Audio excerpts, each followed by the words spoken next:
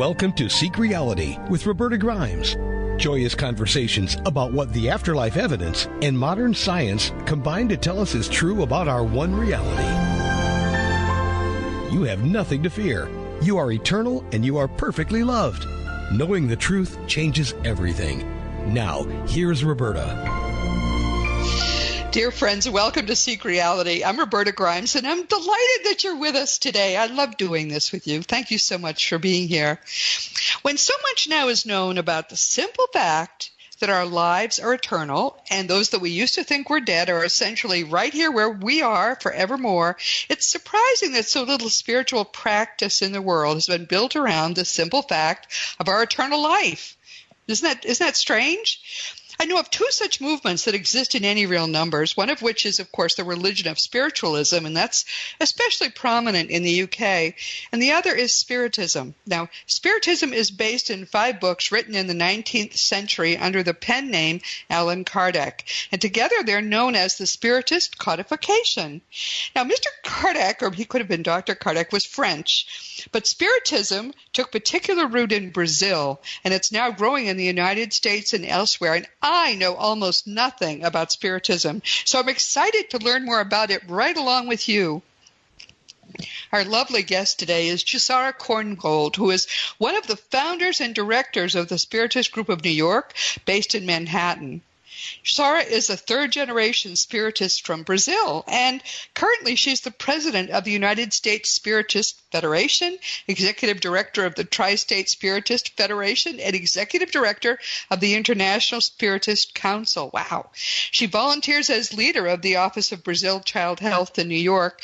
And in 2010, this will never happen to me. In 2010, Mrs. Korngold was appointed one of the 100 most influential Brazilians in New York because of all her wonderful charitable work. Jussara, welcome. I'm so happy you're with us today. Oh, Roberta, thank you so much. We are so happy with your invitation and to be able to talk to your audience. It's really something extraordinary. Thank you for having us. Oh, thank you. Let's see if I can try to live up to that. I mean, it's important more people know what you do, because this is not new. This has been around for a couple of hundred years, and yet it's growing at the same time now. It's as if the time has suddenly come for Spiritism, and I'm very excited to learn from you today. Now, yeah, absolutely. Let's talk about Spiritism, but first let's talk a little bit about you. You grew up in Brazil, right? Yes, I grew up in Brazil, and 26 years ago, my husband was transferred because of his work to London. So we stayed there for 3 years, and then he was transferred again to the U.S., and we came and have been here since. Primarily in New York? Yes. Mm-hmm.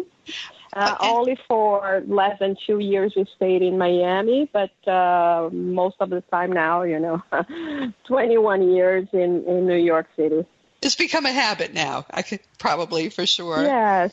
Mm-hmm. So you're third-generation Spiritist. When did you want to make this kind of your career, and how did you get started doing that? When I was a little child, I had a lot of inclination to religion, and I was raised Catholic, actually, and studied in a Catholic school. And I was introduced to Catholicism very early, and I had questions, and I was curious and all of that. And by the age of 11, my mother, she was always sympathetic to Spiritism, and because of her father that I didn't know, he died when she was 15. Oh, wow. And then she took me to the Spiritist Center, but she was always very impacted by his love, by remembering him going to the Spiritist Center. And at this point, I was her only child that had some curiosity or some interest in pursuing more spiritual things and spiritual values. So she took me to the Spiritist Center, and I actually love it. I read it at that point, had so many questions, wanted to understand so many things. One of them, trying to come to terms that or understanding why people would say that I just leave it once. Yeah, it made no sense. I couldn't accept that. Yes. I couldn't accept that. So, and then I went there. It was like a whole new world opened up before my eyes. I was pretty young, of course, and pretentious, thinking that I already could understand everything. Right. But, we all are like little that. By little, and little by little, I started grasping more knowledge, and it made so much sense. And I never left.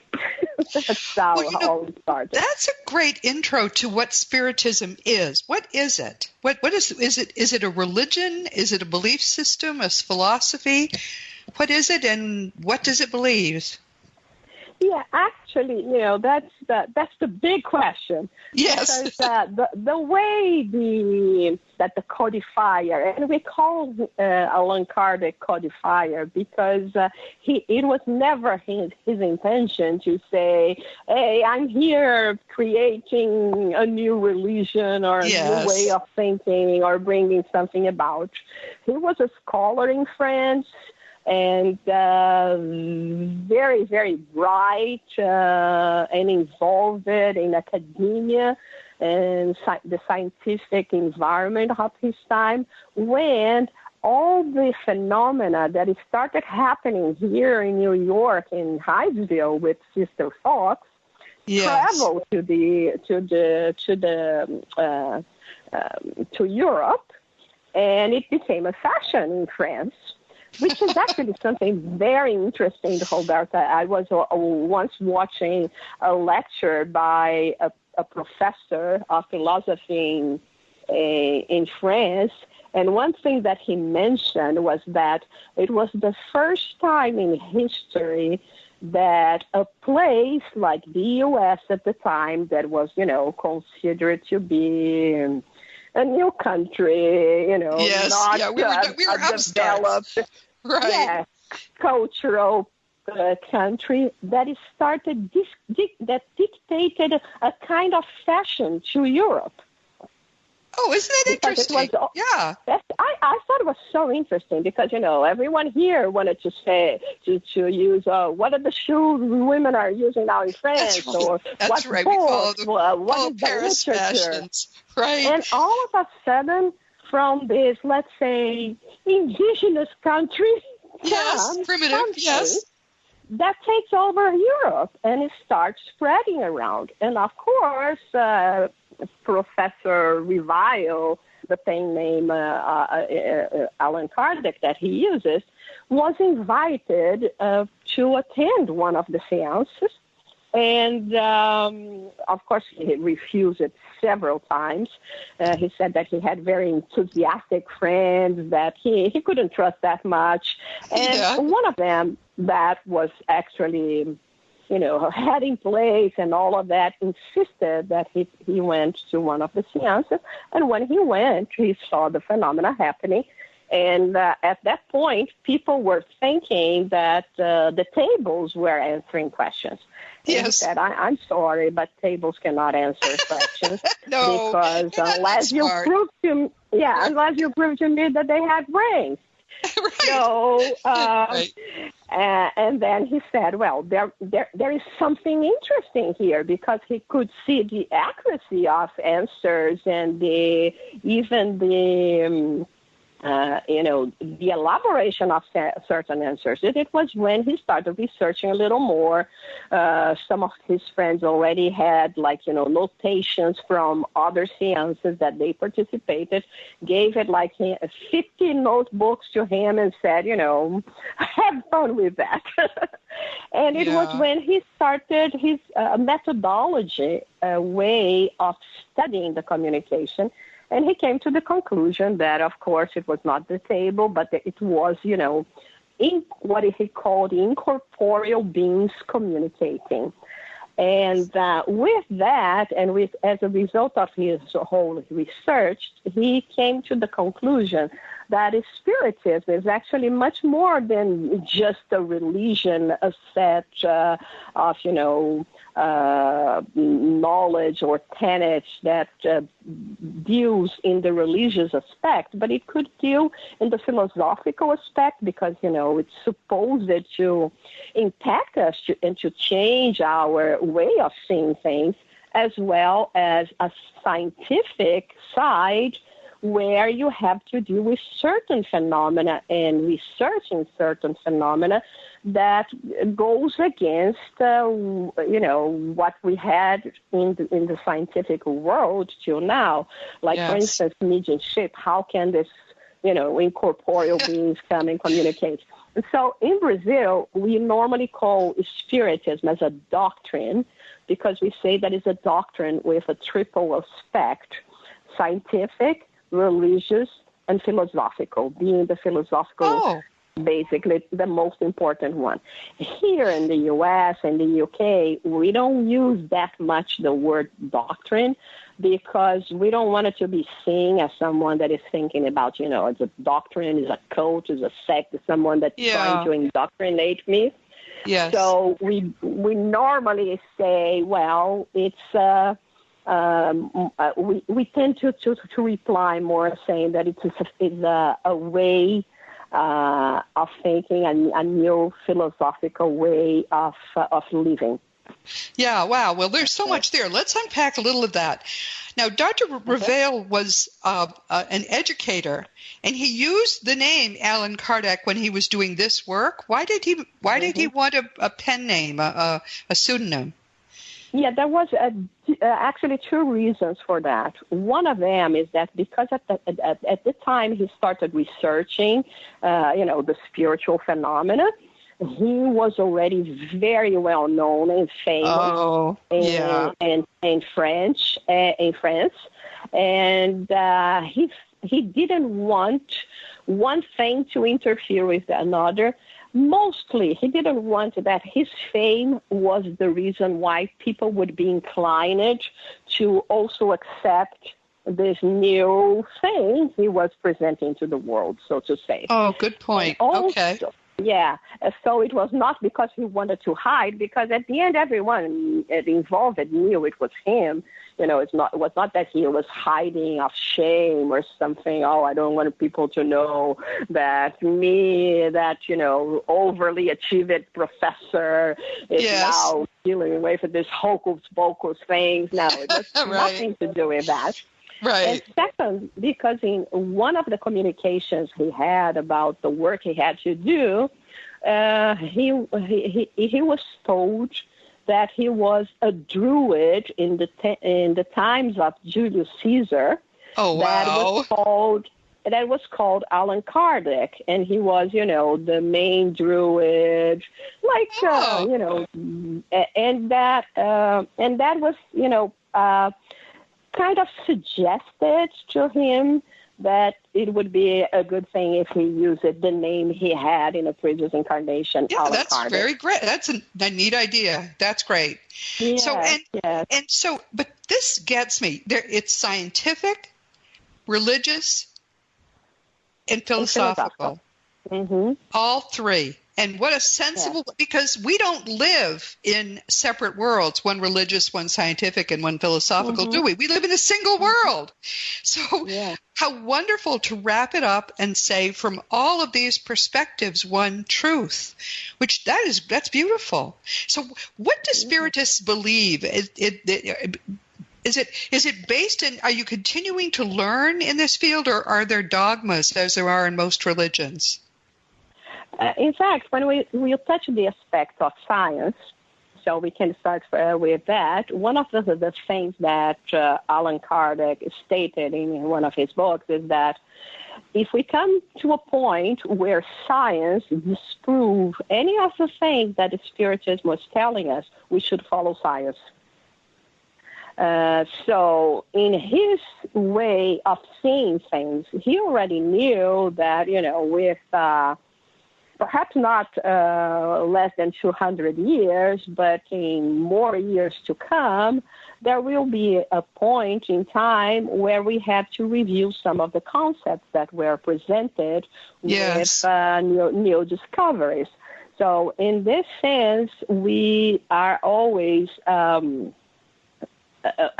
scientific aspect in the things that touches life from, is still the unknown, we have always to keep an open mind. When we are talking about the core, what is the core of Spiritism? The core of Spiritism is its ethical, moral aspect. They are mostly based on the teachings of Jesus. Okay, good.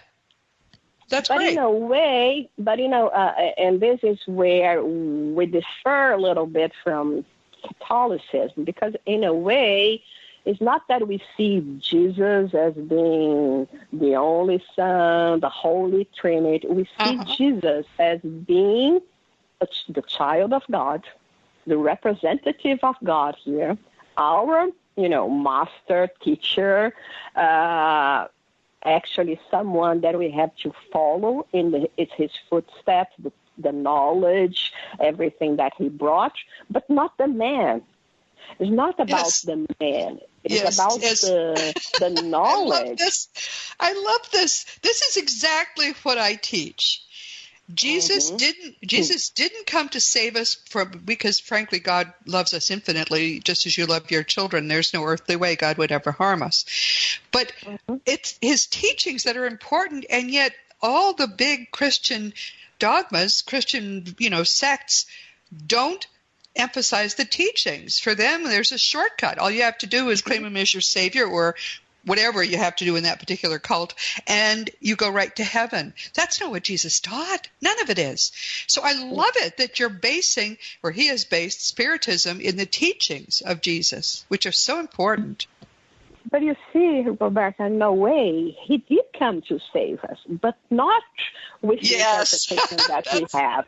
Perfectly he came to save us. Yes. To tell us, this is the way. This is what you have to do. Just look at me. Just follow the teachings. Expand, because there is one book in Spiritism that is called Words of Eternal Life, that deals with the teachings of Jesus. And it's amazing when you go through the teachings of Jesus and you expand it to the 21st century, to the reality of 21st century interpretation we can have today versus, when he was among us, and see how actual they are, how much sense they make. Yes. So he came to save us by saying, if you go this way. Right. And in fact, he called his movement the Way, capitalized, the Way. And but that is just something which the dogmas later, hundreds of years later, they get all wrapped up in other ideas and they really ignore the teachings. So I love it that that's what you focus on. So what else is in Spiritism? What would he find there? So basically, like I said, the core would be that. And we can learn about, we are immortal spirits, and we can communicate. So the basic teachings, like we call the 5 fundamentals, which is the belief in a creator. So we do believe we didn't come from chance. We came from a creator. You can call it. That's why I'm using the name creator and not even God, because you can call it the name you want to give. It's up to you. Yes. It's up to you. And even when I might make my case that I, of course, as being Brazilian, my native language is Portuguese. I call it Deus. So, it's just words, right? Yes. I mean, when we put other languages into context. So there is a creator. There is there are the spirits. So spirits, there are the immortal creation, the perennial creation. So we had a starting point. We don't have an ending. because we are immortal. And with that, of course, like Jesus used to say, there are many mansions in my Father's world. Yes. We have the understanding that we cannot be the only planet that harbors life. Right. That's right. And this includes, of course, spiritual life in the spiritual plane that, of course, we may not understand that much, but there must be a place where spirits dwell. And with that, the idea that we are capable of communicating with that we also call mediumship. So basically, we have all that, but being the most important thing, the one that deals with our inner transformation, which is actually, it comes from the score that, of the golden rule of doing to others what you would like others to do to yourself. Yes. Now, the point here is that we don't see that much abroad that makes Spiritism also a kind of different from other philosophies, not all of them. It's reincarnation. Yes. Oh, so you do believe, well, obviously, if he took the name of a prior incarnation, yes, they must believe that. But that's exciting, too, because Jesus taught reincarnation. It's just that the Council of Nicaea in 325 ripped it out of the Bible as much as it could. Exactly, because I don't know if you know the details, but his wife was afraid of dying because she was not a woman of,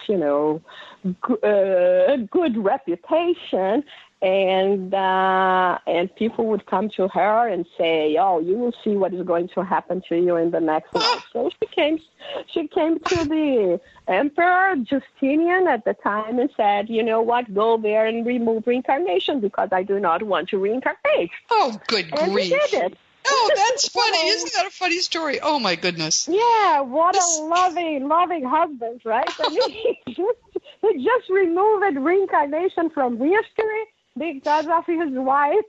Yeah, request. But that, yes. Yeah. Now, Nicaea also said that they didn't want people to think they would have another chance. They wanted them to try harder in this life. But I like your study. Your story is better than mine. That's what I had understood the reason was. But if he was just pleasing his wife, isn't that a funny thing? Oh, my. Yeah, he was she was dying of cancer. And I mean, of course, she was not that loved because, coming from where she came and became the empress, and she was not nice to everyone, and so people would go to her and say, "Now you will see." Oh dear! Your life is what you have sown, and what the law of action and reaction, which is part of what we understand, and we always emphasize in terms of Spiritism. And sometimes, Roberta, people ask us why there aren't so many Spiritism in the world. The thing is, it's not easy to embrace and to accept some of the fundamentals of Spiritism. Action and reaction is one of them. How many of us, we just love to blame others for everything that is happening to us, especially God, if you have a believing one. But now it comes to a point, it comes a philosophical doctrine that goes to you and say, you know what, everything that is happening to you, and I mean everything, is the result what you did in the past. And they go even further by saying, and many of them, even the result of what you are doing now. So even if you believe in previous incarnation, don't displace the blame just to a time where you lived and you didn't know better and now you have no responsibility with that. Because many of the use of your ailments of today comes from your behavior of today. And I mean, people do not want to hear that. It's That's interesting. Why it's so hard. Last week we had Larry Burke with us, who is who teaches holistic medicine, and what you just said from a different perspective is what he said, that the things that you've experienced, the unresolved emotions, they show themselves as physical problems in the body. I mean, the truth comes from all different directions. Everyone, can you see that? I mean, this is the same thing, but said in a different way. So people resist the notion that they're responsible for what happens in their own lives? Well, it's not a matter of just resisting. It's something that displeases people. You know, like I said, it's always so much easier when I can blame my family, my upbringing, you know, whoever for everything. I mean, I lacked an opportunity, I didn't go to a good college, or whatever other things we may say. Right. There are so many excuses. That's right. And it starts when you are, you know, kids, because you know, even as kids, when, you know, you do something wrong, your parents come to you, why did you do that? You said, because others were doing. You don't take responsibility. My other friends were doing that. I was doing as well, you know. So we don't like to take responsibility. And in order for us to go to this necessary change, and which is actually interesting, because it's only going through change that we are going to achieve the peace of mind that we need so much. That's right. I mean, That's right. Look around. It doesn't just happen. Yes. Yes. And so, and the thing is, when you have to look at yourself and really see the things that need to change, the areas you need to improve, and we always orient people to say, you know, the idea of you doing that is not to let you down, or for you to look at yourself and say, I'm not worthy, I'm not a good person. I mean, it's just acknowledgement. You have just to acknowledge what you are, because from the point you accept that there are areas that need improvement, then you can take action, positive actions in changing that. And so you don't have to dwell in the past and say, I did that, that's horrible. That's why one of the reasons why we don't even in Spiritism indicate to people to go through therapies of previous lives. It's not going to bring you any good. Yeah. Okay. Well, so then, what is the real change you see in people who are Spiritists? How does it improve their lives to practice Spiritism? Well, I'm going to say, for instance, in my case, and of course mentioning others, to me, if I could try to summarize it, it was like before I would see life in black and white, and now I see in colors. Oh, wow. That'll work. Good.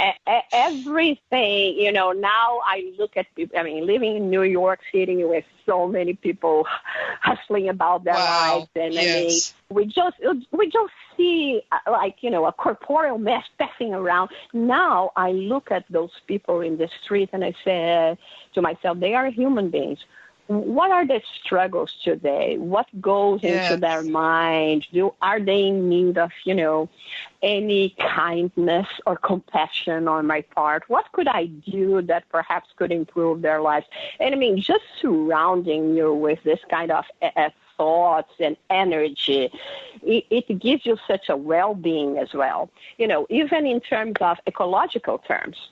I mean, people couldn't care less if, you know, they are saying that we are the problems with the greenhouse in 2050 something, we will not have water enough for the population. 2050 something, I'm no longer on this planet. So what the heck? Right. Yeah, what the heck? You know, I'm not going to be. My parents were not thinking about me and my offspring. Why do I have to be thinking? You know, we have this immediate way of seeing things. You know, it's now. You take advantage of what is now, because I don't know if I'm going to live tomorrow. Now we come and say, you know what?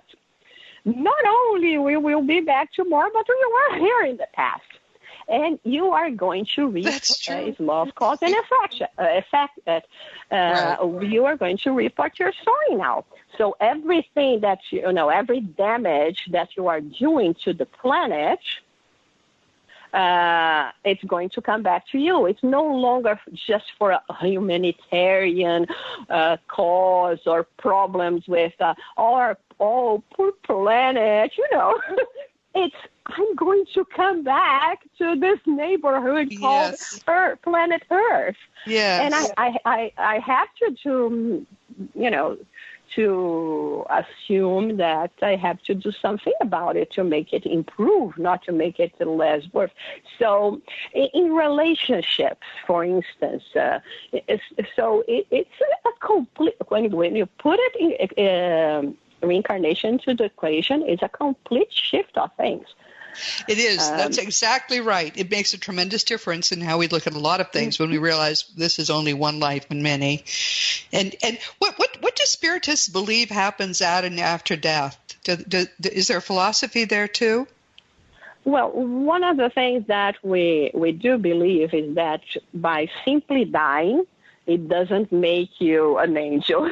Don't we wish it did, though? Yes. Yeah, right. As soon as your Earth visa expires, you receive a certificate of graduation. Yes. That would be great. No. You continue being exactly as you were, which is very important at this point, Roberta, because many people give so much importance to communication of spirit. And sometimes, depending on the spirits that are communicating, they can be, in a much lower level than yourself. Yeah. But they say, no, it's a spirit communication. No, it's not. There is nothing to do with that. It doesn't grant you, this understanding or knowledge just because you return to the spirit realm and the spiritual realm. And so this is one of the things. So we understand that spirits will associate and the spiritual realm according to their levels of understanding as well. Yes, so, that's true. Yep. Also understanding that there will be different levels or different, spiritual dwelling according to your spiritual possibility. But this, again, is not like with this idea that God is separating the good from the bad, the chef from the witch, It's you yourself that is going to be feel more at home with things that you like. For instance, Sometimes I use even a Brazilian example, okay? We all know how much Brazilians love the beach, the carnival, and soccer, right? So you come to some of the average Brazilian and say, you know what? You have the opportunity of going to a planet that is beautiful. You're not going to have, difference in temperatures. People are always going to be that nice, but then they will say, well, the catch is there will be no beach, soccer. Oh, that's so sad. No, that's not happening. And they will say, oh, my God, this is hell. Yes. I don't want to go to that place, right? Yes, so, right. Here, I'm making fun of it, but the thing is, here is not God saying, you, my child, do not deserve to go to the paradise part. No, it's, I don't want to go. I'm still not ready for that. Yeah. I'm still in kindergarten and as a spirit, and I wanted to be playing with my friends. I don't want it to be among scholars thinking about, how to better structure the universe, so to say. So, and then we continue always learning, always moving forward, never retrograding. And in our incarnations, we'll have opportunities for, living life that is going to add in the areas that we need. What is the best way to achieve patience than when you are obliged to live with people that are going to make you crazy all the time. So be careful what you wish for, right? Yes. When you say, I wanted to be more patient. Okay, God will answer your prayer. Yes, exactly. So is there a worship service like on Sunday, or do they? What are the services or the processes like in Spiritism? Yes. So. Yes, we don't have, a service structure in the ways that we are familiar, okay? Our services, first of all, they are all free of charge. There is nothing ever that is going to be charged to you. Of course, we do accept donations in the sense that most of the places we use are rentals. We have, everything out in the open to say to people, we pay that. If you could help, okay. If you can't, it's okay as well. So there is never any kind of charge for the spiritual services. We have lots of study groups that are based in the 5 books of the codification and some others that come to expand the ideas that we have in those 5 books, because we also believe, Roberta, that is only through understanding, through reason, that people will find a motivation to change. I mean, Why do I have to change if I don't understand things? I'm going to die tomorrow anyway. But when, they start understanding and start making sense today, listen, you don't die. You just leave your body behind like a changed garment, and it's going to get another one. And so,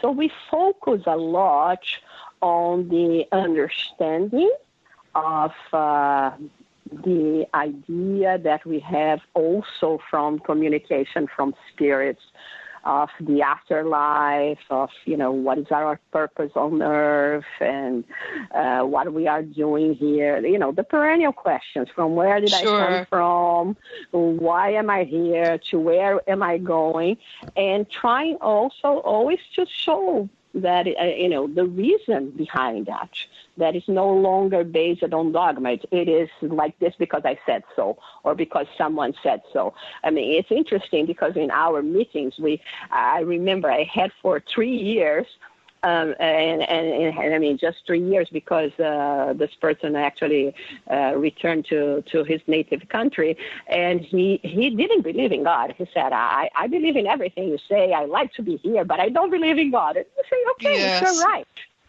Yes. You have free will. It's your right. And it's good to have an inquisitive mind. No, I think there are a lot of people are like this. A lot of people are afraid of God because of what they've been taught about the Christian God. But the genuine God is nothing like the Christian God. So people don't need to be afraid of the real God. The real God is infinite love for us. And but are you growing then? So people are sort of finding you who are seekers. Isn't that wonderful? Yeah. Everyone. If you go to Spiritist, spiritist.us, I found this. There are organizations all over in many. I mean, apparently they're prominent in Austin, where I live. They're all over the place. These groups who are practicing Spiritism, and they would open their arms to you and teach you what they do. If you resonate with this, then you can come home and you can really learn and grow spiritually. Otherwise, maybe you can go somewhere else. I mean, I think it sounds very appealing, to tell you the truth, because you seem to be open to what I would say is the truth, as opposed to forming a closed belief system. And you see, also, because it was never the intention of, Spiritism, of Kardec, for Spiritism to become a religion. Actually, one of the statements of Allan Kardec is that Spiritism is not the religion of the future, but is the future of religions. Oh, wouldn't that be great? Meaning every religion, in a way, and we've been seeing that in Catholicism with, the new ideas about heaven and hell, for instance, that were implemented by the former Pope. They are state of mind. It's exactly what we think about. Like we were explaining, it's your state of mind that is going to bring you to surroundings that are more in tune with what you are. So the idea of Spiritism, even when people that attend Spiritist meetings, gatherings, and we have over almost 100 centers around the U.S. alone. In Brazil, we are 20,000 or something, but we are present in almost 40 countries around the world.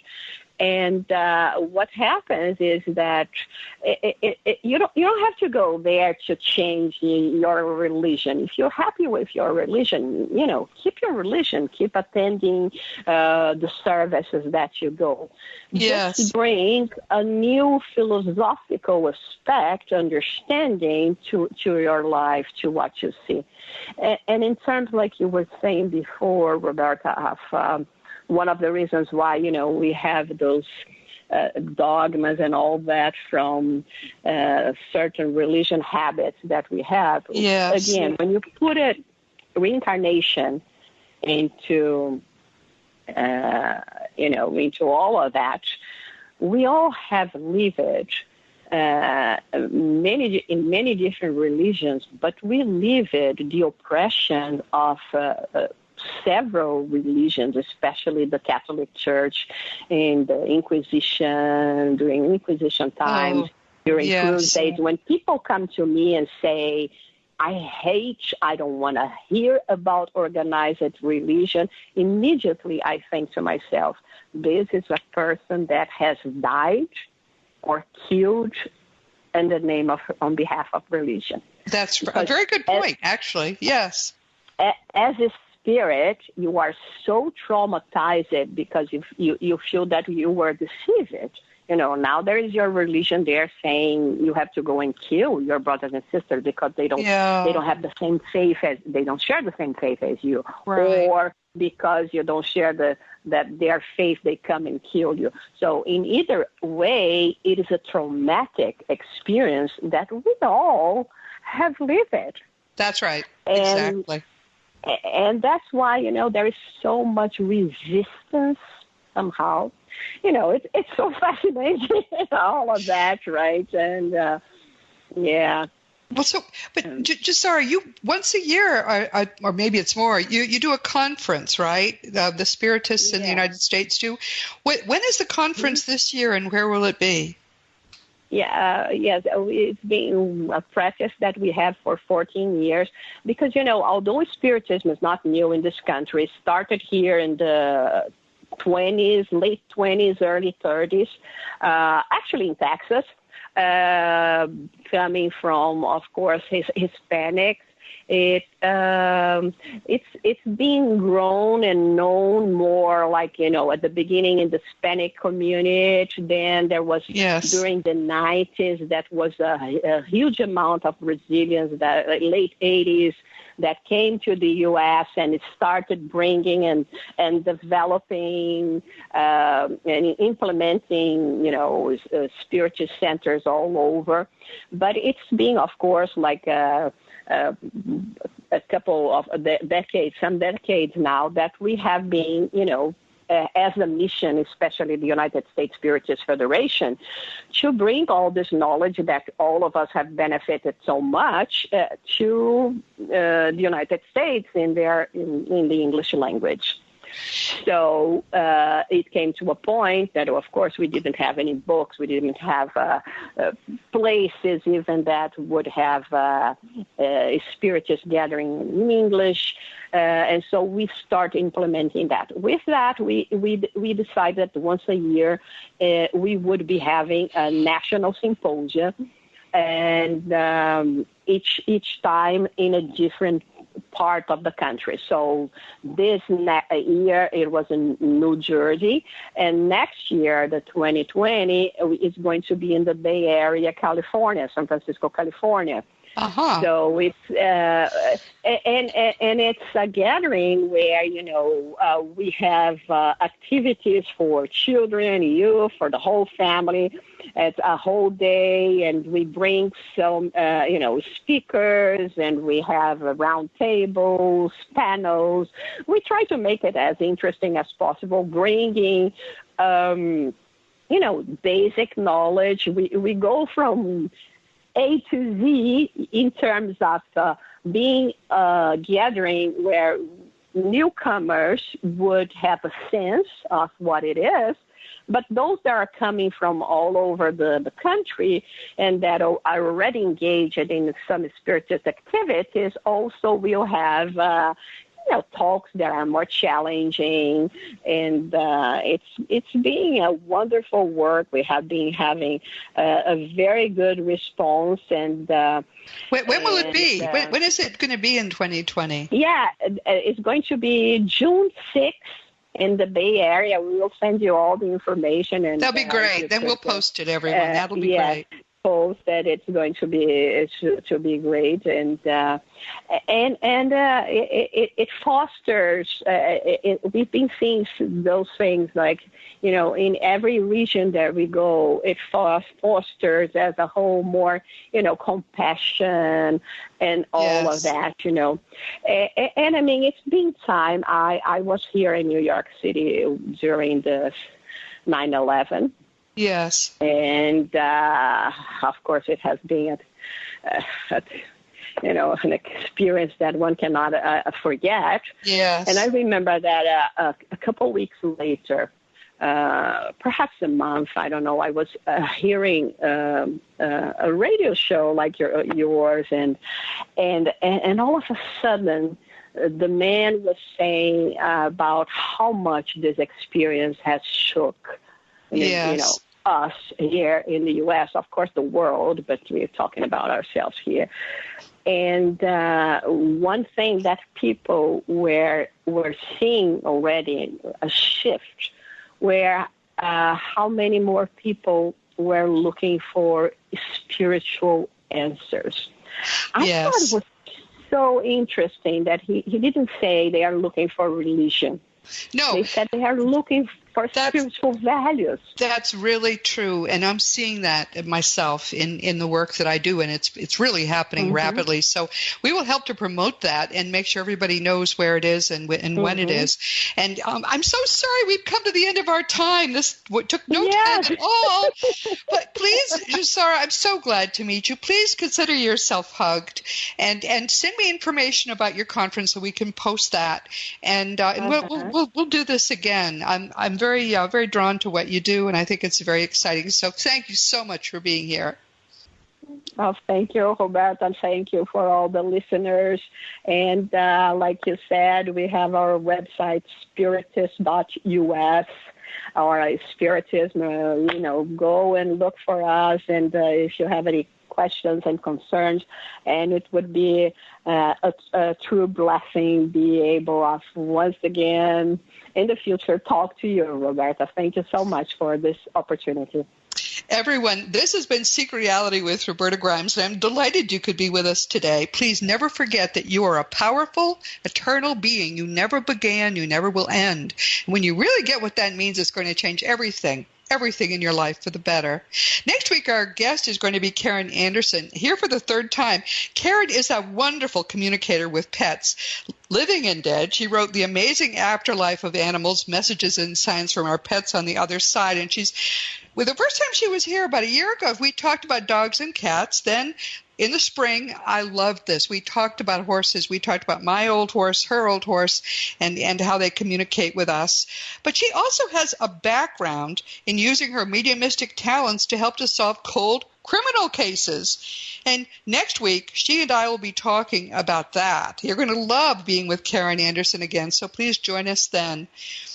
And of course, Today we've been talking with Jussara Korngold about Spiritism. I will put all the information and how to reach her and all of that in the materials so that you'll be able to explore. I mean, what she's doing strikes me as very exciting, and I think perhaps is the religion of the future, or the future of religion. And thanks to people like her, all the people laboring in God's vineyard are bringing us more and more information, and she is preserving what Allan Kardec did, she and others like her, and we'll have that really to drink for generations to come, drinking from the fountain of truth. As you know, you can always contact me through robertagrimes.com. Just make sure you leave your email address. And if you enjoy our weekly conversations, I hope you'll come by and read my blog, too, every once in a while. We post a new blog post every Sunday, and right now we're talking about, at the time of this recording, we're talking about what happens at and after death. So that is there, and so many other things that you might be interested in finding out about. So, meanwhile, this has been Seek Reality with Roberta Grimes. Please enjoy, please make the most of this coming week in our one great reality, never forgetting for a moment that you in particular are a powerful eternal being. You are a powerful eternal being, and most of all, you are infinitely loved. You've been listening to Seek Reality with Roberta Grimes. Roberta blogs and answers questions at robertagrimes.com. Join us every week as we explore what the afterlife evidence and modern science combine to tell us is true about the one reality we all share. Knowing the truth changes everything.